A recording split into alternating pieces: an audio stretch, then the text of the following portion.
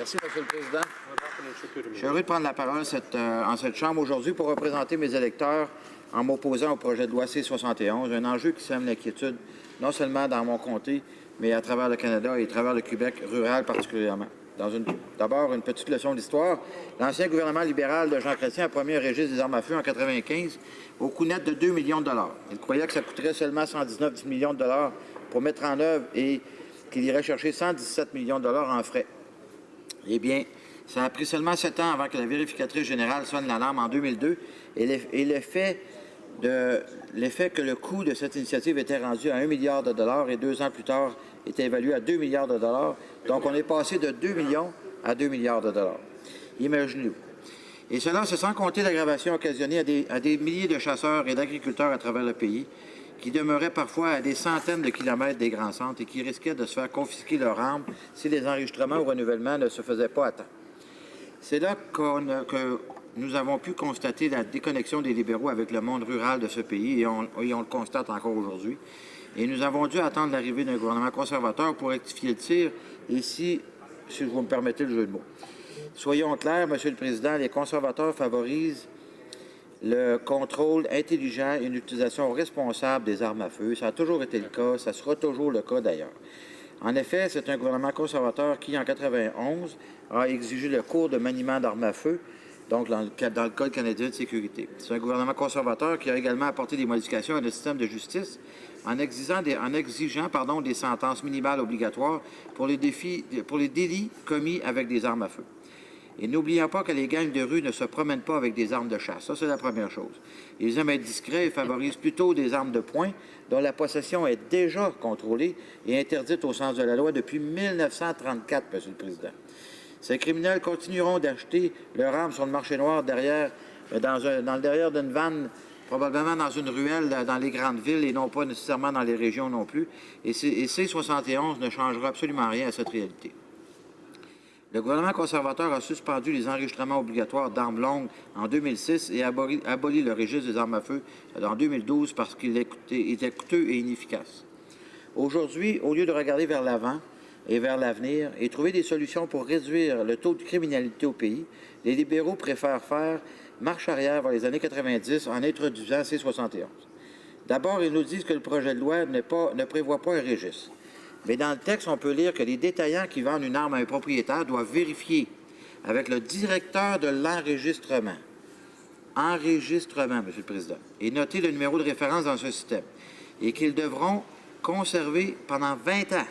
Alors, le directeur de l'enregistrement devra conserver le registre pendant 20 ans. À quoi sert un directeur de l'enregistrement si ce n'est pas de maintenir un registre? Monsieur le Président, on dit enregistrement. Donc, je ne sais pas si en anglais, comment ils peuvent traduire ça, mais en français, le mot registre est dans enregistrement. Alors, n'oubliez pas que la terminologie utilisée en anglais pour C-71 est registrar. Registrar, I don't pronounce it properly, but registrar, qui vient du mot latin registrum, qui veut dire registre. Comme disait Jean Chrétien, a proof is a proof. What kind of a proof? It's a proof. It's a proof.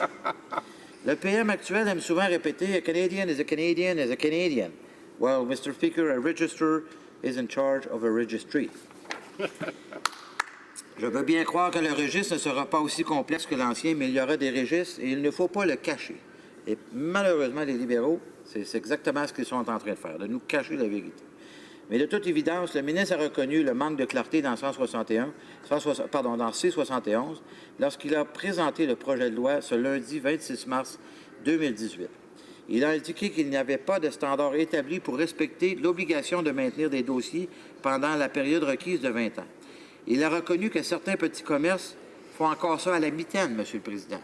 Et j'en suis témoin parce que l'endroit où, quand j'achète des armes, parce que je suis un chasseur moi-même, et je ne suis pas un collectionneur, mais mon fils et moi échangeons des armes régulièrement, et on fait ça selon la loi et selon les règles, mais la personne chez qui on l'achète fait ça encore à la mitaine, donc il faut qu'il garde ça pendant 20 ans. Les entreprises changent parfois de propriétaire, les systèmes informatiques changent parfois aux 5 ans, et même les documents relatifs à l'impôt ne sont conservés que pendant une période de 7 ans. Alors, comment est-il arrivé au chiffre de 20 ans, M. le Président? Une période 3 fois plus longue. Et quelles sont les pénalités si les records sont perdus? sont physiquement égarés ou détruits suite à un incendie ou bris technique. Avant de présenter un projet de loi, le gouvernement doit veiller à ce qu'il soit complet. Aussi, C-71 prévoit que les propriétaires de certaines armes à feu à autorisation restreinte devront également téléphoner et demander une autorisation de transporter leurs armes à chaque fois qu'ils quittent leur maison avec. La ministre nous a dit en Chambre le 26 mars 2018 que cela peut se faire par téléphone ou par Internet et que la procédure ne prendra que 3 à 5 minutes. Monsieur le Président, il n'y a pas un bureau gouvernemental dans ce gouvernement-là qui prend 3 à 5 minutes pour répondre aux gens. Monsieur le Président, le vérificateur général a blâmé l'Agence du revenu parce qu'il est quasiment impossible de tenir la ligne avec un agent. Plusieurs dénoncent une situation semblable avec l'assurance-emploi, Citoyenneté, Immigration et d'autres agences du gouvernement pour lesquelles on doit demeurer en attente 15, 20 et des fois 40 minutes et même plus longtemps que ça encore.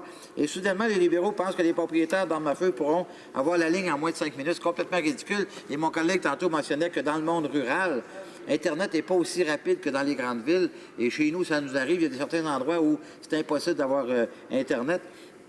Alors, inévitablement, ils ne seront pas en mesure de communiquer par Internet pour avoir un fameux document PDF. De toute évidence, ça ne fonctionnera jamais.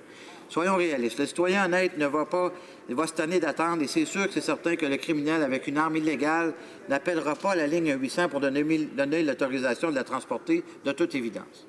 Et finalement, concernant la vie privée, le gouvernement fédéral s'apprête à transférer les dossiers de l'ancien registre des armes d'épaule aux autorités québécoises qui tentent de mettre sur pied leur propre service d'immatriculation des armes à feu. Non seulement ils le font sans le consentement des gens visés, mais ils le font, ils vont transmettre des données qui ne sont même plus à jour, M. le Président, et depuis longtemps par ailleurs. L'enregistrement a cessé d'être obligatoire en 2006, il y a près de 12 ans, et depuis l'abolition du registre en 2012, aucune mise à jour n'a été apportée au fichier. Le gouvernement est sur le point de transférer des fichiers qui sont désuets depuis entre 6 et 12 ans.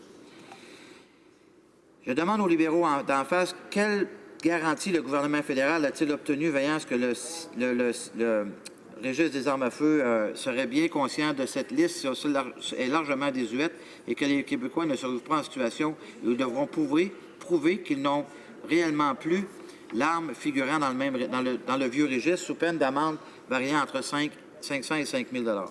Comme vous pouvez le constater, le projet de loi semble précipité et en matière de mesures concrètes pour réduire la criminalité au pays, le gouvernement fait tout le contraire en s'opposant aux sentences obligatoires et les peines consécutives par l'entremise du projet C-38. Je ne voterai pas en faveur de ce projet de loi qui augmentera le fardeau administratif des chasseurs de ma circonscription rurale qui risquent de traiter les honnêtes citoyens de mon comté comme des criminels. Au lieu de chercher à faire passer C-71 avant l'été, j'encourage plutôt le gouvernement à prendre un congé et écouter dans chacun de leurs comtés les préoccupations du monde rural et retirer C-71 avant l'automne, Monsieur le Président. Donc, en conclusion, je peux vous dire une chose, c'est que dans mon comté, je m'en fais parler. D'ailleurs, j'avais envoyé ce qu'on appelle les 10 et j'ai eu une multitude de réponses, plusieurs dizaines et des dizaines de réponses. Les gens étaient tous avec nous. On ne veut pas avoir un registre, malgré tout ce qu'ils disent. Ça va être un registre inévitablement, M. le Président. Merci beaucoup. Questions et commentaires. Questions and comments. Honorable député de Longueuil-Saint-Hubert. Merci, M. le Président. Je remercie mon collègue pour son allocution qui était très claire. Puis je comprends il exprimait le point de vue de gens de sa circonscription, qui est certainement très pertinent. Puis étant, moi, dans une région en banlieue de Montréal, ce n'est pas une réalité que je côtoie régulièrement. Et donc, ce que j'aurais voulu lui demander, c'est, comme je ne suis pas un connaisseur, qu'est-ce qu'une personne qui connaît les armes, parlait d'échange d'armes avec son fils en bonne et due forme, tout ça, qu'est-ce qu'une personne qui connaît les armes a comme commentaire à émettre quand on voit que les plus récents assauts, les plus récentes attaques ont été faites avec... C'est vrai, il a raison, les bandits se prennent avec des petits guns qui tradent dans le fond d'un truck dans une ruelle, il a raison. Mais les huluberlus qui ont tiré sur du monde récemment, c'était des armes qui étaient, semble-t-il, accessibles dans des magasins de sport. Avec un permis de port d'armes, bien sûr, pas de port d'armes, pas de manipulation d'armes sécuritaires, mais... Quelle est la réaction du monde de la chasse? La vaste majorité des Canadiens utilisent des armes à feu pour la chasse, qui est une activité tout à fait noble. Mais comment vous réagissez à ça quand on voit que les huluberlus qui tirent tout partout ont des guns qui ne devraient même pas être en vente libre? De Mamani, Lelette, Kamirasca, Rivière-de-Loup. Merci. Je remercie mon collègue. J'aurais le goût de lui retourner la question en lui demandant qu'est-ce qu'il pense des hurluberlus qui se promènent avec des autos ou des camions béliers et qui tuent des dizaines et des dizaines de personnes comme il y a eu à Toronto il n'y a pas longtemps. Donc, c'est le même principe, Monsieur le Président. C'est dans la tête de ces individus le problème. C'est pas dans les armes elles-mêmes. Il y a des gens qui sont des collectionneurs de ces armes-là, tout comme il y a des gens qui collectionnent d'autres éléments dans la vie de tous les jours.